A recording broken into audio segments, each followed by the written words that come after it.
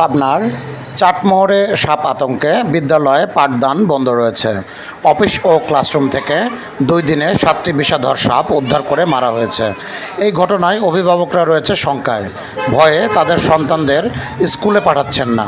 প্রধান শিক্ষকের আবেদনের ভিত্তিতে স্কুল বন্ধ রাখা হয়েছে। পুরাতন ভবন থেকে এই সাপের উৎপত্তি হতে পারে বলে মনে করছেন সংশ্লিষ্টরা। ঘটনাটি উপজেলার নিমাইচড়া ইউনিয়নের চীনাভাতকুর সরকারি প্রাথমিক বিদ্যালয়ের। ওই স্কুলের প্রধান শিক্ষক জানান, 12ই অক্টোবর 5টি ও 13ই অক্টোবর একটি সাপ মারা হয় ক্লাসরুম এবং অফিস রুম থেকে। ফলে আতঙ্কিত হয়ে পড়েছে অভিভাবকরা। বিষয়টি নিয়ে উপজেলা নির্বাহী কর্মকর্তার সঙ্গে যোগাযোগ করেছেন তারা। এ ব্যাপারে চাটমোহর উপজেলা নির্বাহী কর্মকর্তা মুসা নাসির চৌধুরী জানান, রেস্কিউ টিমের সহায়তায় পরবর্তী প্রয়োজনীয় ব্যবস্থা গ্রহণ করা হবে।